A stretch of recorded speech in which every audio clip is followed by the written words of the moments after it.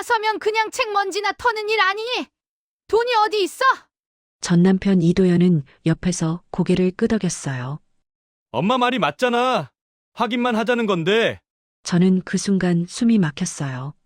제가 7년 동안 이 집에서 뭐였는지 확실히 보였거든요. 그때 초인종이 울렸어요. 문을 열자 낯선 남자가 명함을 내밀었어요. 윤재원 노무사입니다. 김서윤 선생님 요청으로 왔습니다. 시어머니 얼굴이 하얗게 변했어요. 이도연은 저를 쳐다봤어요. 너 지금 뭐 한 거야? 윤재원 노무사는 서류 뭉치를 꺼냈어요. A4 용지가 철철 넘어가는 소리가 났어요. 이도현 씨, 위장가족 종사자 사용건으로 조사 통보 나왔습니다. 저는 처음으로 이 집에서 똑바로 서 있었어요. 7년 동안 저는 조용한 며느리였어요.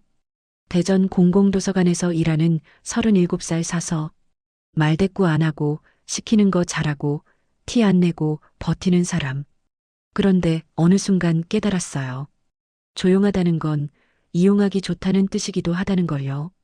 시어머니는 웃으면서 말했어요. 도서관이면 안정적이긴 하지. 대신 발전은 없잖아. 동서박소라는 커피를 마시며 덧붙였어요.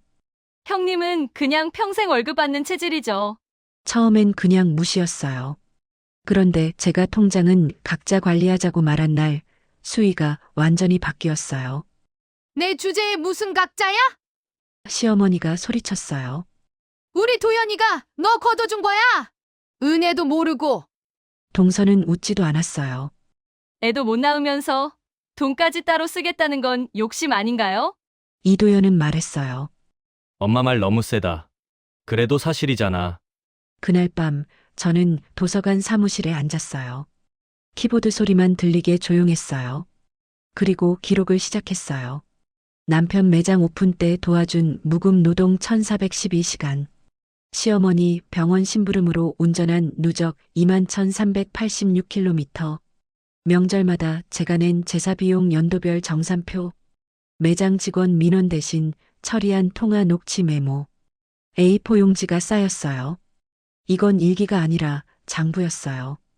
윤재원 노무사 사무실에서 그분은 제 서류를 한 장씩 넘겼어요. 종이 소리만 났어요. 저는 숨도 안 쉬고 있었어요. 이건 단순한 가계부가 아닙니다. 윤 노무사가 말했어요. 완벽한 증거 목록이군요. 그분이 저를 봤어요. 김 선생님, 독하십니다. 잠깐 멈췄다가 덧붙였어요. 마음에 드네요. 이런 분이 이겨야 합니다. 저는 처음으로 내 편인 어른을 만났다는 느낌이 들었어요. 그리고 지금 제 집 현관에 윤 노무사가 서 있었어요. 시어머니가 소리쳤어요. 우리 애가 뭘 잘못했는데? 윤 노무사는 고개도 안 들고 답했어요. 며느리를 직원처럼 쓰셨습니다. 김서윤 선생님 기록 덕분입니다.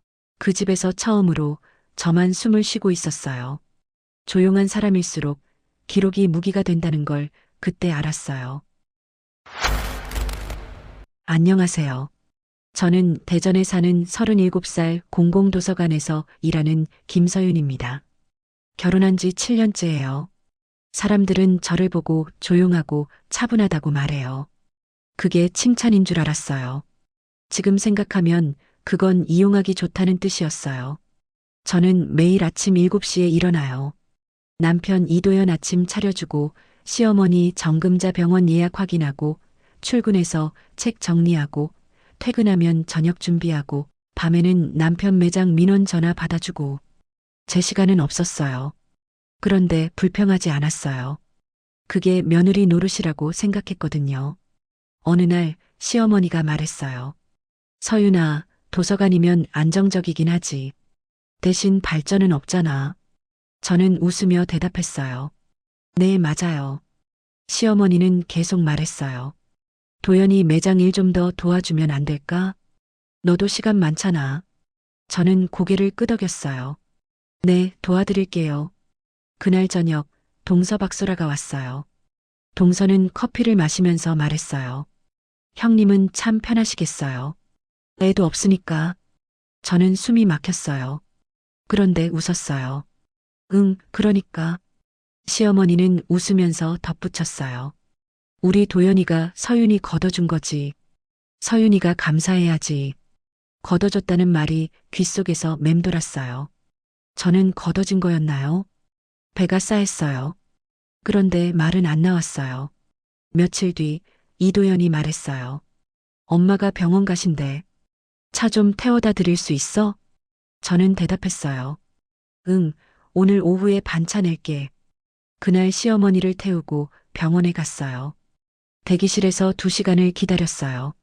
그리고 다시 약국 가서 약 타고 시댁에 모셔다 드리고 도서관으로 돌아왔어요. 주행거리를 보니 67km였어요. 저는 그날 밤 달력에 동그라미를 쳤어요.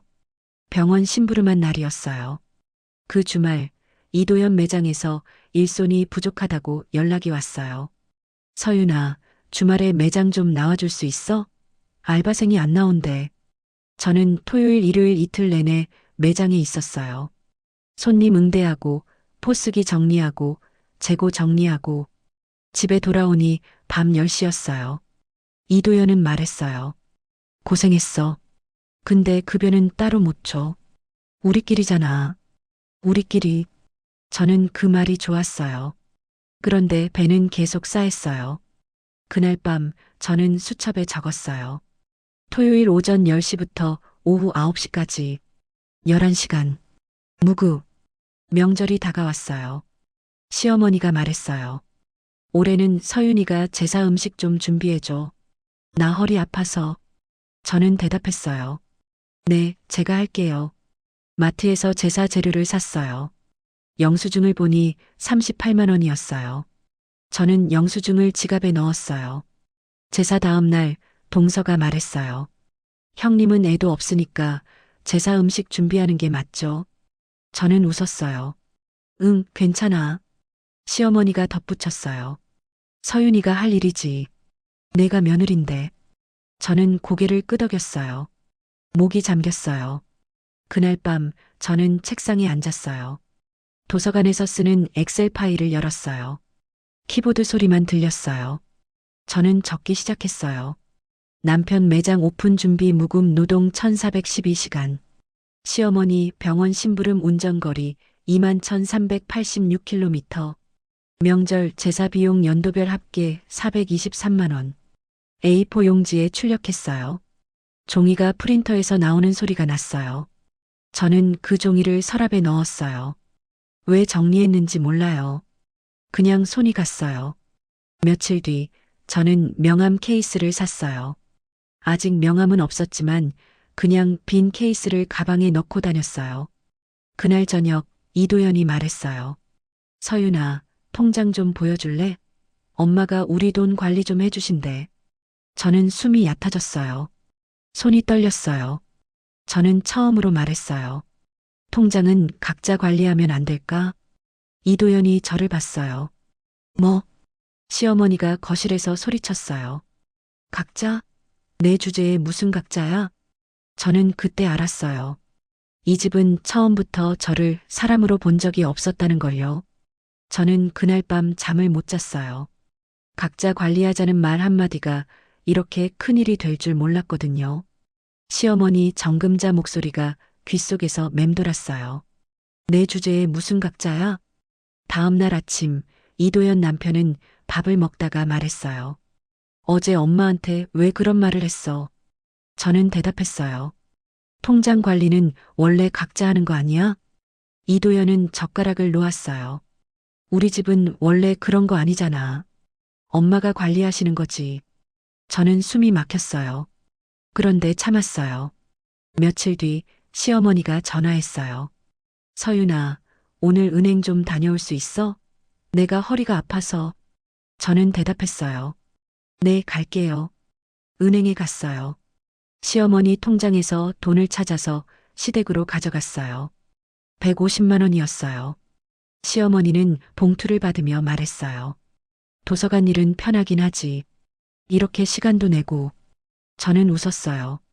네, 괜찮아요. 시어머니는 계속 말했어요. 그래도 서윤이는 참 착하긴 해. 시키는 대로 잘하니까. 시키는 대로. 그 말이 가슴에 박혔어요. 그날 저녁 동서박소라가 집에 왔어요. 박소라는 저를 보더니 웃으면서 말했어요. 형님, 통장 각자 관리하신다고 했다면서요? 저는 대답했어요. 응, 그게 원래 맞는 거 아니야? 박소라는 커피를 마시며 말했어요. 형님은 원래 그런 거 잘 모르시잖아요. 우리 집은 원래 어머님이 다 관리하시는데. 저는 숨이 얕아졌어요. 박소라는 계속 말했어요. 형님 성격에 무슨 각자 관리예요. 그냥 어머님께 맡기시면 편한데. 저는 참았어요. 하지만 배가 쌓였어요. 그날 밤 저는 달력을 꺼냈어요. 은행 다녀온 날짜에 동그라미를 쳤어요. 그리고 수첩에 적었어요. 150만 원 심부름. 왕복 42km. 저는 왜 이걸 적고 있는지 모르겠어요. 그저 기록하고 싶었어요. 일주일 뒤 이도연이 말했어요. 서윤아, 통장 정리 좀 하자. 엄마가 보고 싶어 하셔. 저는 처음으로 말했어요. 왜 엄마가 내 통장을 봐야 해? 이도연은 표정이 변했어요. 뭐, 우리 가족인데 뭐가 문제야? 저는 대답했어요. 가족이라도 각자 사생활은 있잖아. 이도연은 소리쳤어요. 사생활? 너 지금 나한테 비밀 있다는 거야? 저는 숨이 막혔어요. 손이 떨렸어요. 그날 저녁 시어머니가 왔어요. 시어머니는 저를 보더니 말했어요. 서윤아, 통장 좀 보자. 저는 대답했어요. 제 통장은 제가 관리하고 싶어요. 시어머니 얼굴이 변했어요. 뭐, 내가 지금 뭐라고 했어? 저는 참았어요.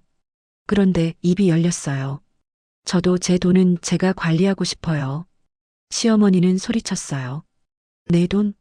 내가 번 돈이 뭐가 있어? 사서면 그냥 책 먼지나 터는 일 아니니? 우리 도연이가 너 걷어준 거야. 은혜도 모르고. 걷어줬다는 말이 또 나왔어요. 저는 숨을 쉴 수 없었어요. 박소라가 옆에서 말했어요. 형님, 어머님 말씀이 맞아요. 애도 못 낳으면서 돈까지 따로 쓰겠다는 건 욕심 아닌가요? 저는 눈이 따가웠어요. 목이 잠겼어요. 이도연은 그 옆에서 말했어요. 엄마 말 너무 세긴 한데. 그래도 사실이잖아. 저는 그날 처음으로 알았어요. 이 사람은 제 편이 아니라는 걸요. 그날 밤 저는 도서관 사무실에 있었어요. 집에 가고 싶지 않았거든요. 컴퓨터 화면만 봤어요. 키보드 소리만 들렸어요. 저는 파일을 열었어요. 그리고 적기 시작했어요. 남편 매장 무급 노동 1412시간. 시어머니 은행 심부름 150만 원 왕복 42km. 명절 제사 비용 423만 원. 매장 민원 전화 대신 받아준 횟수 117건. 저는 영수증을 꺼냈어요. 스테이플러로 찍는 소리가 났어요. 그리고 파일에 넣었어요. 저는 왜 이걸 하고 있는지 몰랐어요. 그런데 손이 멈추지 않았어요. 며칠 뒤 저는 인터넷을 검색했어요. 가족 무급 노동, 위장 가족 종사자, 며느리 노동 착취. 검색어를 쳤어요. 손이 떨렸어요. 그리고 한글을 봤어요. 노무사 상담 후기였어요. 저는 그 글을 저장했어요. 다음 날 저는 전화를 걸었어요. 윤재원 노무사 사무실이었어요. 전화가 연결됐어요. 윤재원 노무사입니다. 저는 숨을 참았어요. 그리고 말했어요. 저는 김서윤이라고 합니다. 상담 좀 받고 싶은데요. 윤재원 노무사는 짧게 대답했어요. 무슨 일이신지 말씀해 보세요. 저는 말했어요. 남편 매장 일을 7년 동안 무급으로 도와줬어요. 시어머니 심부름도 계속했고요. 이게 문제가 되나요? 윤재원 노무사는 잠깐 멈췄어요. 그리고 물었어요. 기록이 있으신가요? 저는 대답했어요. 네, 다 있어요. 날짜, 시간, 거리, 금액. 윤재원 노무사는 말했어요. 김서윤 선생님, 그거 가져오세요. 이건 단순한 메모가 아니라 증거입니다. 저는 처음으로 숨을 쉬었어요. 며칠 뒤 저는 윤재원 노무사 사무실에 갔어요. 파일을 꺼냈어요. A4 용지가 넘어가는 소리가 났어요. 윤재원 노무사는 한 장씩 넘겼어요. 저는 숨도 안 쉬고 있었어요. 윤재원 노무사는 말했어요. 김서윤 선생님 방식이 정확합니다. 이 정도면 충분합니다. 저는 처음으로 확신했어요. 이 사람들은 제 인생을 통째로 빼앗을 생각이었다고요. 저는 윤재원 노무사 사무실에서 나왔어요. 손에 서류 봉투를 들고 있었어요. 심장이 두근거렸어요. 이제 돌아갈 수 없다는 걸 알았어요. 집에 도착했을 때 시어머니 정금자가 거실에 있었어요. 옆에는 동서박소라도 있었어요. 둘 다 저를 봤어요. 정금자가 말했어요. 서윤아, 어디 갔다 와? 저는 대답했어요. 볼일 좀 봤어요. 정금자는 웃었어요. 볼일? 또 쓸데없는데 시간 쓰고 다니네. 저는 참았어요. 가방을 내려놓았어요. 박소라가 말했어요. 형님, 요즘 이상하시던데. 혹시 무슨 일 있으세요? 저는 대답하지 않았어요. 정금자가 소리쳤어요. 야, 너 지금 대답 안 해? 시어머니가 물어보는데? 저는 숨이 막혔어요. 손이 떨렸어요. 그날 저녁 이도연 남편이 집에 왔어요. 정금자가 바로 말했어요. 도연아, 서윤이 요즘 이상해. 뭔가 숨기는 것 같아. 이도연은 저를 봤어요. 뭐 숨기는 거 있어? 저는 대답했어요. 없어. 이도연은 소리쳤어요. 그럼 통장 좀 보여줘. 지금 당장. 저는 대답했어요. 안 돼. 그 순간 정금자가 제 가방을 낚아챘어요. 내가 확인할게. 저는 소리쳤어요. 그만하세요. 정금자는 가방을 뒤집었어요. 지갑, 수첩, 명함 케이스가 쏟아졌어요. 윤재원 노무사 명함이 바닥에 떨어졌어요. 정금자가 명함을 집었어요. 노무사? 너 지금 뭐 한 거야?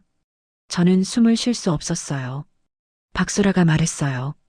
형님, 설마 고소라도 하시려고요? 이도연은 명함을 빼앗아 봤어요.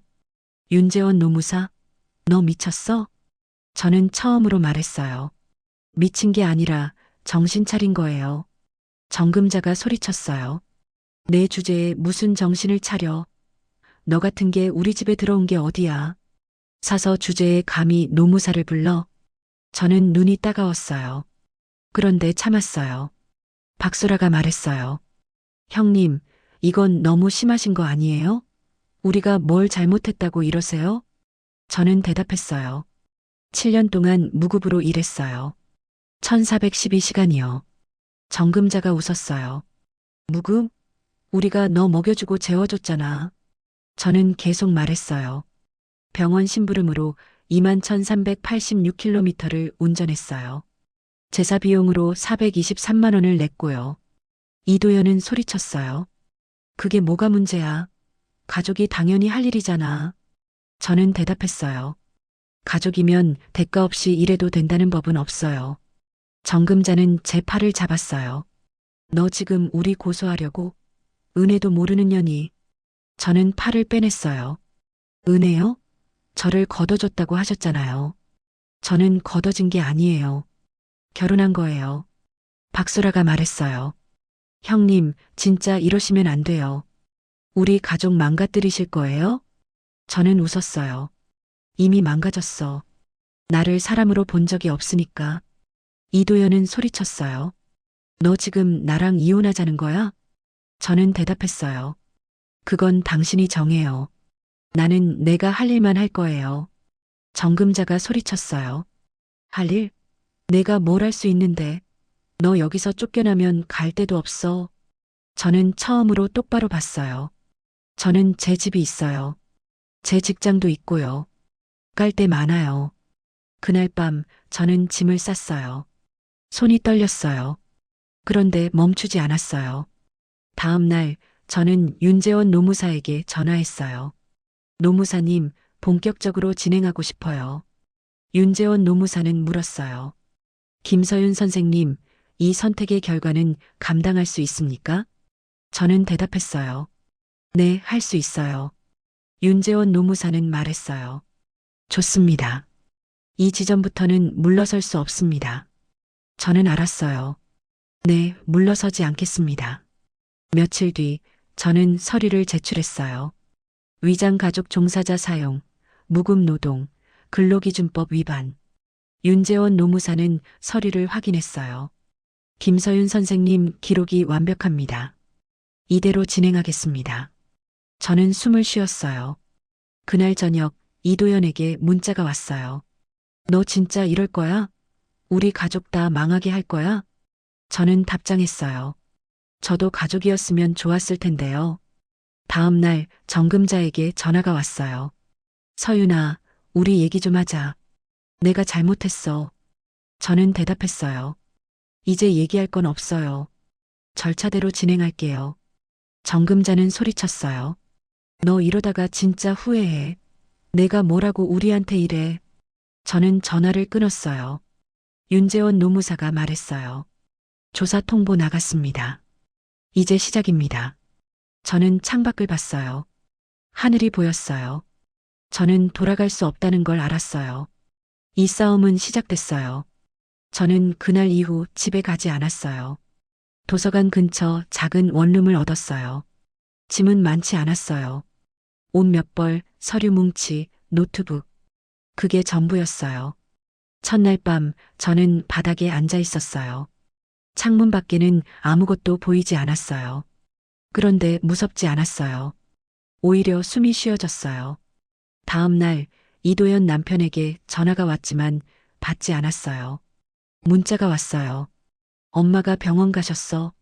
너 때문에 쓰러지셨어. 저는 답장하지 않았어요. 정금자 시어머니에게도 전화가 왔어요. 서윤아, 우리 한 번만 만나자. 내가 사과할게. 저는 받지 않았어요. 며칠 뒤 도서관 동료 오은정이 저를 봤어요. 서윤아, 괜찮아? 얼굴이 안 좋아 보여. 저는 웃었어요. 응, 괜찮아. 오은정은 말했어요. 무슨 일 있으면 말해. 내가 도와줄게. 저는 고맙다고 말했어요. 그런데 말은 안 나왔어요. 그날 저녁 박소라 동서에게 전화가 왔어요. 형님, 이러시면 안 돼요. 어머님이 정말 힘들어하세요. 저는 대답했어요. 그래서 박소라는 목소리를 낮췄어요. 형님이 예민해서 일이 커진 것 같아요. 그냥 넘어가시면 안 될까요? 저는 웃었어요. 예민한 게 아니라 이제야 정신 차린 거야. 박소라는 말했어요.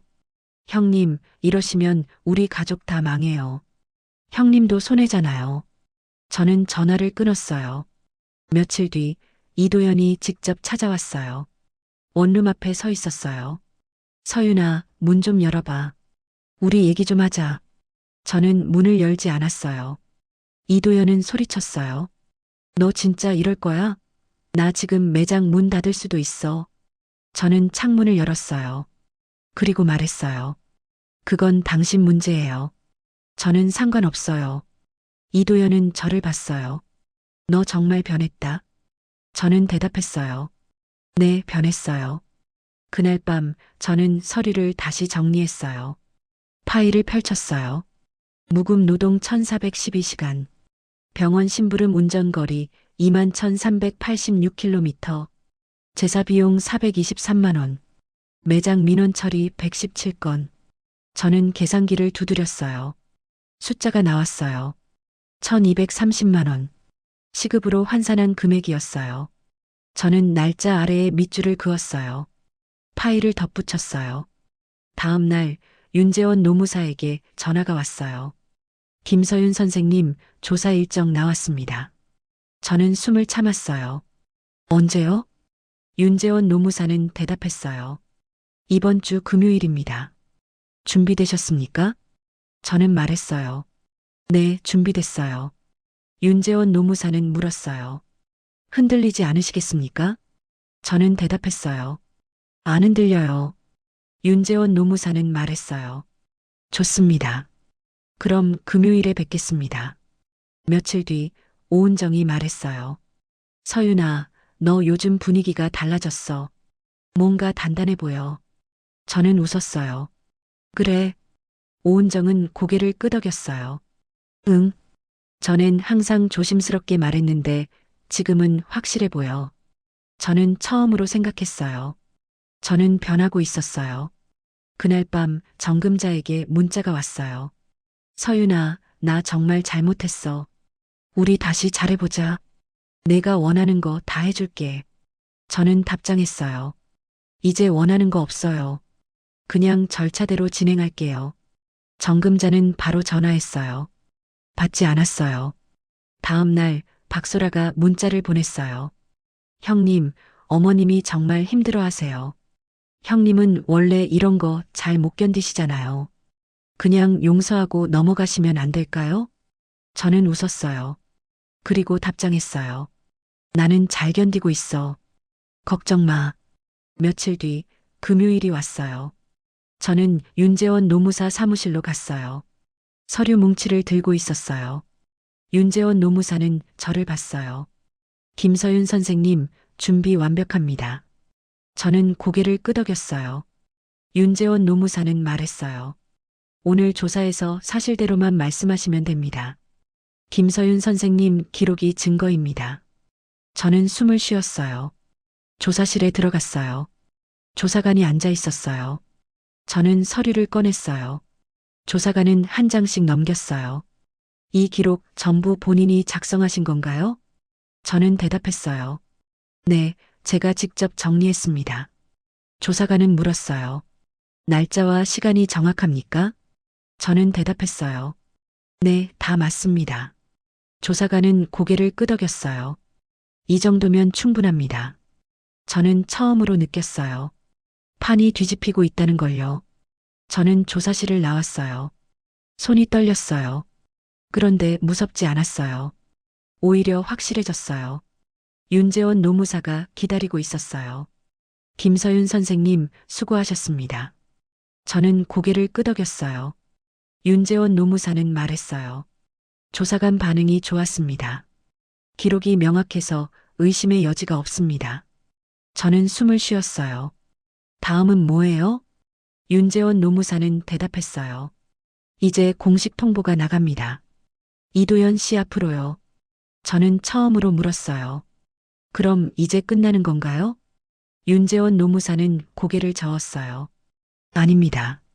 지금부터 시작입니다. 그날 저녁 이도연 남편에게 문자가 왔어요. 너 진짜 이렇게까지 할 거야? 조사 통보 받았어. 저는 답장했어요. 네, 할 거예요. 이도연은 전화했어요. 저는 받지 않았어요. 며칠 뒤 정금자 시어머니가 찾아왔어요. 원룸 앞에 서 있었어요. 문을 두드렸어요.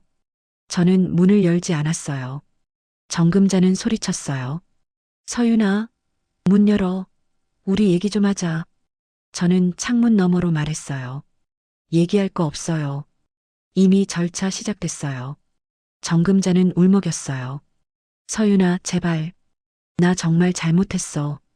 용서해줘. 저는 대답했어요. 용서는 하지만 절차는 계속할 거예요. 정금자는 소리쳤어요. 너 이러면 우리 집안 다 망해. 내가 그렇게 만들 거야. 저는 창문을 닫았어요. 다음 날 박소라 동서가 전화했어요. 형님, 이건 너무 심한 거 아니에요?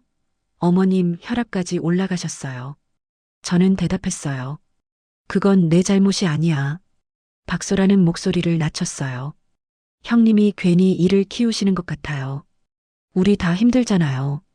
저는 전화를 끊었어요. 그날 밤 저는 파일을 다시 꺼냈어요. 무급 노동 1412시간. 병원 심부름 운전거리 21,386km. 제사비용 연도별 합계 423만 원. 매장 민원 처리 117건. 저는 펜을 들었어요. 새로운 항목을 추가했어요. 조사 신청일, 조사 진행일, 통보 발송일. 날짜를 적는 펜 소리만 들렸어요. 며칠 뒤 윤재원 노무사에게 전화가 왔어요. 김서윤 선생님, 이도연 씨 측에서 합의 요청이 들어왔습니다. 저는 숨을 참았어요. 합의요? 윤재원 노무사는 말했어요. 네. 금전적 보상을 하겠다고 합니다. 저는 물었어요. 얼마인데요? 윤재원 노무사는 대답했어요. 200만 원입니다. 저는 웃었어요. 1230만 원 계산했는데 200만 원이요? 윤재원 노무사는 말했어요. 김서윤 선생님 판단은 합리적입니다. 거절하시겠습니까? 저는 대답했어요. 네, 거절할게요. 윤재원 노무사는 말했어요. 좋습니다. 지금 타이밍이 좋습니다. 계속 진행하겠습니다. 며칠 뒤 이도연이 직접 찾아왔어요. 원룸 앞에 서 있었어요. 서윤아, 제발 좀 그만해. 나 매장 문 닫을 수도 있어. 저는 문을 열었어요. 그리고 말했어요. 그건 당신이 법을 안 지켜서예요. 제 잘못이 아니에요. 이도연은 소리쳤어요. 법? 우리 가족인데 무슨 법을 따져? 저는 대답했어요. 가족이라고 법 안 지켜도 된다는 법은 없어요. 이도연은 저를 봤어요. 너 진짜 미쳤구나. 저는 문을 닫았어요. 그날 밤 저는 영수증을 다시 분류했어요. 스테이플러를 찍는 소리가 났어요. 한 장 한 장 정리했어요. 저는 처음으로 확신했어요. 저는 이길 수 있다는 걸요. 다음 날 윤재원 노무사가 말했어요. 김서윤 선생님, 최종 결과 나왔습니다. 저는 숨을 멈췄어요. 뭐라고 나왔어요? 윤재원 노무사는 대답했어요. 위장 가족 종사자 사용 인정, 시정 명령 발령, 금전 보상 1,150만 원. 저는 눈이 뜨거워졌어요. 윤재원 노무사는 말했어요. 김서윤 선생님 기록 덕분입니다. 이건 감정 문제가 아니었습니다. 저는 고개를 끄덕였어요. 며칠 뒤 이도연에게 문자가 왔어요. 너 만족했어? 나 이제 매장 접어야 할 것 같아. 저는 답장했어요. 나는 내가 받을 걸 받은 것뿐이에요. 그날 밤 저는 창밖을 봤어요. 하늘이 보였어요. 저는 알았어요. 이제 물러서면 모든 기록이 쓰레기가 된다는 걸요. 저는 최종 결과 통보를 받았어요. 1,150만 원. 손에 종이를 들고 있었어요. 떨렸어요. 그날 저녁 남편이 찾아왔어요. 원룸 문을 두드렸어요. 서윤아, 문 열어. 우리 마지막으로 얘기 좀 하자. 저는 문을 열었어요. 이도연은 저를 봤어요. 너 만족했어? 나 이제 매장 접어야 해. 저는 대답했어요. 그건 내 잘못이 아니에요. 이도연은 소리쳤어요. 내 잘못 아니면 누구 잘못이야? 너 때문에 우리 집안 다 망했어. 저는 참았어요. 그런데 입이 열렸어요. 당신이 법을 안 지켜서예요. 저는 제가 일한 만큼 받은 것뿐이에요. 이도연은 웃었어요. 일한 만큼? 7년 동안 먹여주고 재워준 거는 계산 안 했어? 저는 숨이 막혔어요. 이도연은 계속 말했어요. 너 지금부터 우리 친척들한테 다 알려질 거야. 내가 얼마나 배은망덕한 사람인지. 저는 문을 닫았어요. 다음 날 정금자 시어머니에게 전화가 왔어요. 서윤아, 내가 마지막으로 말한다. 지금 철회하면 용서해 줄게. 저는 대답했어요. 철회 안 해요. 정금자는 목소리를 낮췄어요. 너 이러면 후회해. 너 같은 애 아무도 안 받아줘. 나이도 많고 애도 없고. 저는 전화를 끊었어요. 손이 떨렸어요. 며칠 뒤 박소라 동서가 문자를 보냈어요. 형님, 친척 모임에서 형님 얘기 다 나왔어요. 형님 평판 이제 다 망가. 저는 답장하지 않았어요. 박소라는 계속 문자를 보냈어요. 형님이 돈 때문에 시댁을 고소했다고 다 알아요. 형님 정말 괜찮으세요? 저는 휴대폰을 내려놓았어요. 그날 밤 저는 윤재원 노무사에게 전화했어요. 노무사님, 상대편에서 평판 훼손하고 있어요. 윤재원 노무사는 물었어요. 증거가 있습니까? 저는 대답했어요. 문자 있어요. 윤재원 노무사는 말했어요. 캡처하세요. 이것도 증거입니다. 저는 문자를 캡처했어요. 화면을 저장하는 소리가 났어요. 며칠 뒤 도서관 동료 오은정이 말했어요. 서윤아, 너 무슨 일 있어? 소문 들었어. 저는 숨이 얕아졌어요. 무슨 소문? 오은정은 말했어요. 내가 시댁 고소했다던데. 그거 사실이야? 저는 대답했어요. 응, 사실이야. 오은정은 표정이 변했어요. 너 괜찮아? 그런 일까지 해야 했어? 저는 웃었어요. 응, 해야 했어. 오은정은 고개를 저었어요. 나였으면 못했을 것 같아. 너 용기 있다. 저는 처음으로 느꼈어요. 누군가는 이해한다는 걸요. 그날 저녁 이도연이 또 찾아왔어요. 이번엔 정금자도 함께였어요. 둘 다 문 앞에 서 있었어요. 정금자가 소리쳤어요. 서윤아, 문 열어. 우리 마지막으로 얘기하자. 저는 문을 열었어요. 정금자는 저를 봤어요. 서윤아, 제발 좀 그만해. 우리 정말 힘들어. 저는 대답했어요. 저도 7년 동안 힘들었어요. 정금자는 울먹였어요. 나 정말 잘못했어. 용서해줘. 저는 말했어요. 용서는 하지만 보상은 받을 거예요. 이도연은 소리쳤어요. 보상? 너 지금 우리한테 돈 뜯어내는 거잖아. 저는 대답했어요. 뜯어내는 게 아니라 제가 일한 만큼 받는 거예요. 정금자는 말했어요. 서윤아, 우리 진짜 돈 없어. 매장도 접어야 하고 1150만 원 어떻게 내? 저는 처음으로 물었어요. 그럼 저는 어떻게 7년을 버텼어요? 정금자는 말문이 막혔어요. 저는 문을 닫았어요. 다음 날 윤재원 노무사에게 전화가 왔어요. 김서윤 선생님, 상대편에서 분할 납부 요청했습니다. 저는 물었어요. 받아들여야 해요? 윤재원 노무사는 대답했어요. 김서윤 선생님 판단입니다. 단 받으시면 시간이 더 걸립니다. 저는 생각했어요. 그리고 말했어요. 받을게요. 어차피 끝까지 가려고요. 윤재원 노무사는 말했어요. 좋습니다. 계속 진행하겠습니다. 며칠 뒤 박소라가 전화했어요. 형님, 어머님이 입원하셨어요. 혈압이 너무 올라가셔서 저는 숨이 막혔어요. 박소라는 계속 말했어요. 형님, 이제 그만하시면 안 돼요? 어머님 진짜 위험하세요. 저는 대답했어요. 병원비는 제가 낼게요. 근데 절차는 계속할 거예요. 박소라는 소리쳤어요. 형님, 사람이 그렇게까지 해야 돼요? 저는 전화를 끊었어요. 그날 밤 저는 파일을 꺼냈어요. 무급 노동 1412시간, 운전 거리 21,386km, 제사 비용 423만 원, 매장 민원 117건, 조사 신청일, 통보 발송일, 보상 확정일. 저는 펜을 들었어요. 마지막 항목을 추가했어요. 분할 납부 승인일. 날짜를 적는 소리만 들렸어요. 저는 창밖을 봤어요. 어둠 속에서 아무것도 보이지 않았어요. 그런데 무섭지 않았어요. 저는 결국 마지막 분할 납부를 받았어요. 1150만 원이 전부 들어왔어요. 통장을 확인했어요. 숫자가 보였어요. 전 남편은 매장을 접었어요. 들리는 소문으로는 다른 일을 찾고 있다고 했어요. 전 시어머니는 병원에서 퇴원했어요. 전동서는 연락을 끊었어요. 저는 여전히 대전에 살아요. 공공도서관에서 일해요. 퇴근 후 시간은 이제 제 것이에요. 며칠 전 윤재원 노무사에게 마지막 인사를 했어요. 노무사님, 정말 감사했습니다. 윤재원 노무사는 말했어요. 김서윤 선생님이 잘하셨습니다. 기록이 전부였습니다.